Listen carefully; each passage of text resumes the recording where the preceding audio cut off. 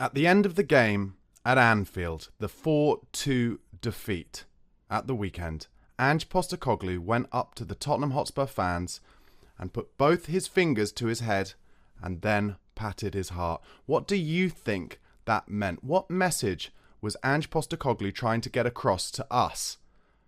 For me, it's about letting him do what he needs to do. It's about giving him the patience and the space to allow him to see this season what that squad was able to do and then change things. He said it himself in the press conference at the back end of last week. He needs to change this squad.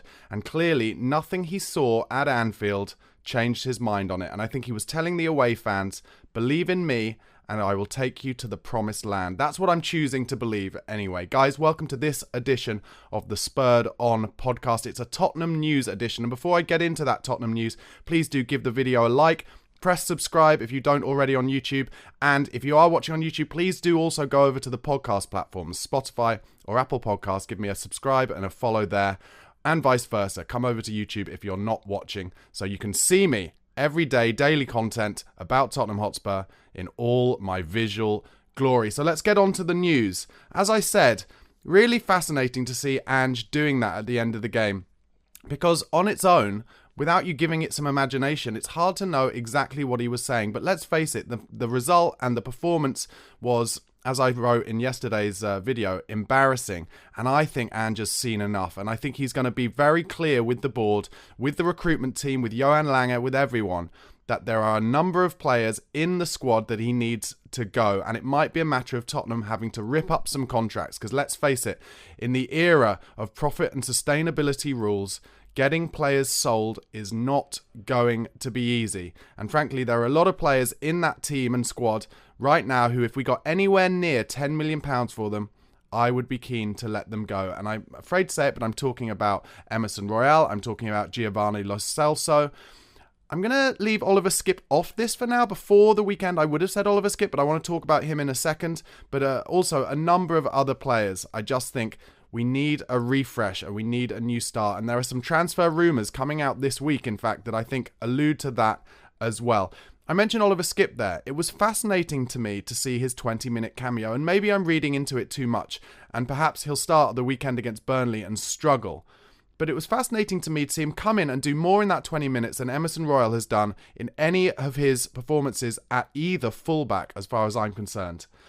Oliver Skipp was brave on the ball, got into the similar inverted positions, which, let's face it, shows that he's been listening to and watching all of the coaching, because he won't have been coached this season in that inverted wing-back, full-back role. And he took to it like a duck to water. And as I mentioned in my post-match review straight after the game, he put in some recovery sprints unlike any of the other players. He showed how much he wanted it. And as a result, I think he starts there at the weekend. And is there a possibility that Oliver Skipp could rebirth his career at Tottenham Hotspur in that position, a right or a left inverted fullback? You'd think right would suit him better because he's a natural right footer, but he impressed me a lot. And one thing that can never be questioned about Oliver Skipp is his desire and his need and want to bleed for the shirt.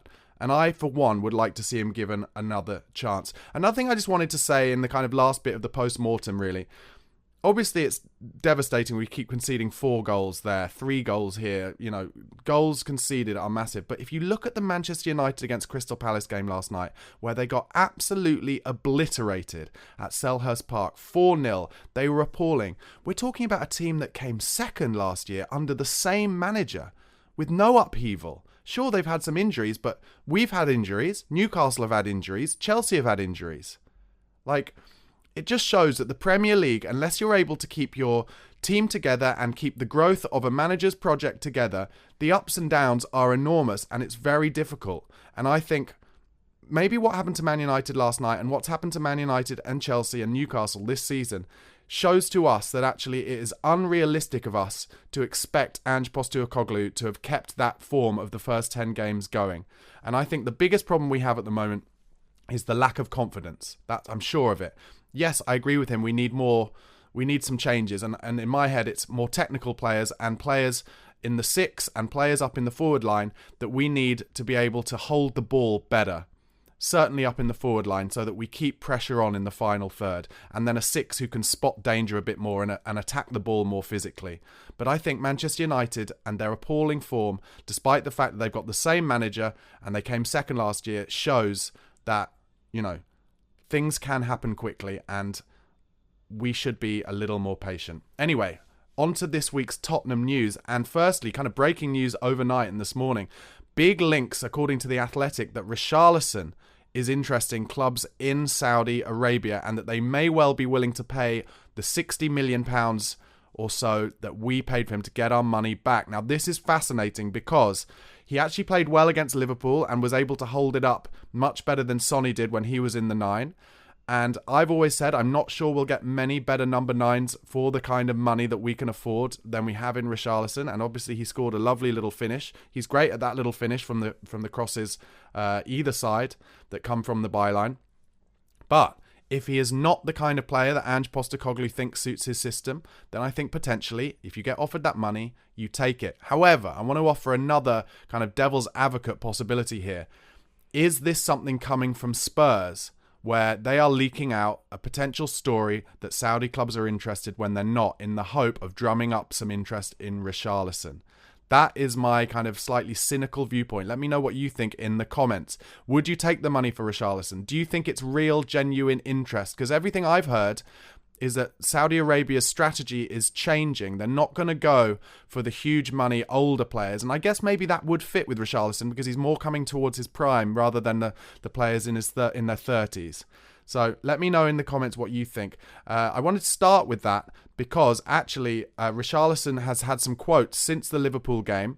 He made these quotes for ESPN Brazil. He said, "Look, we presented a much more dynamic and, let's say, more elegant and beautiful football than last season." He's talking about how we've moved on from last season. We have evolved a lot. I believe that as of this week, it has already been announced that the coach will make changes. So I believe that next season he'll be putting together a much more competitive team.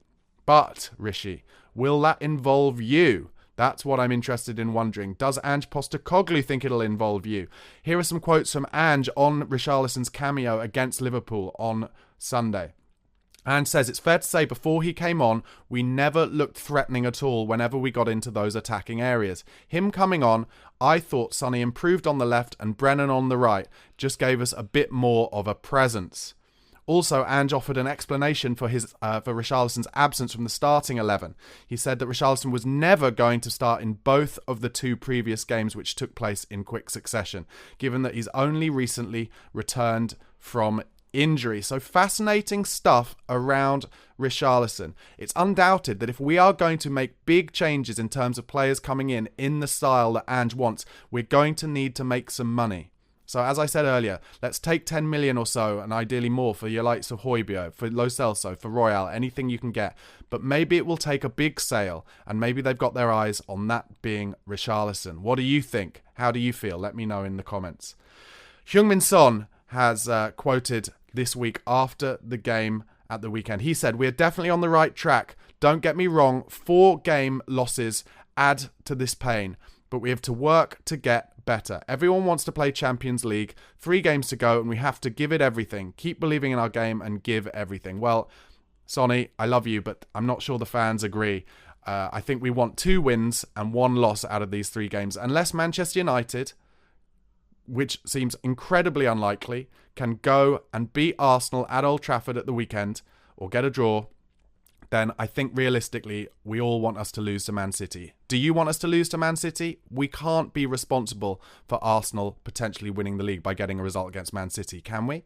Let me know in the comments what you think. But I live in London, and the Arsenal fans all coming out of the woodwork now, walking around with their shirts on, have been for the last 18 months. It's horrible. They are the worst type of fans, in my opinion, and we cannot have them winning the league. It would be absolutely unbearable. Next bit of news.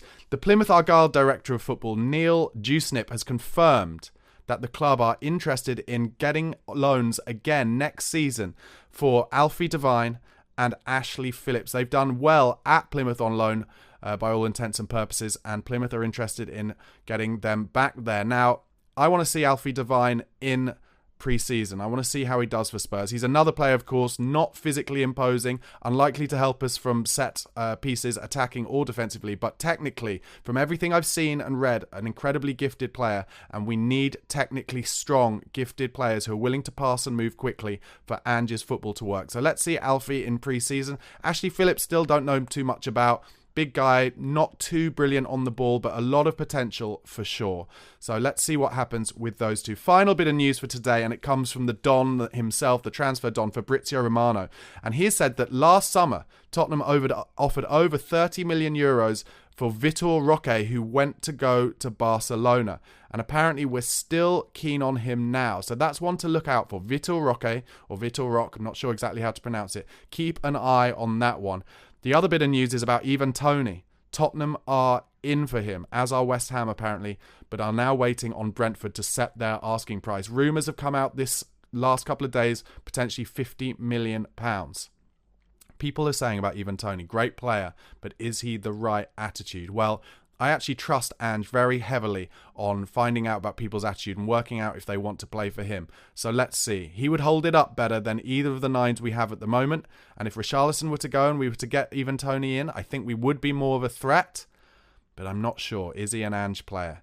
We wait and see. Guys, thank you so much for watching. Please do press like, press subscribe. And if you want to be a Spurred On Pro or Patreon member, all the details are in the description box below. Only £1 a month, and it really helps support me to make this daily content for you. Really appreciate you watching and listening. Most importantly, come on you Spurs.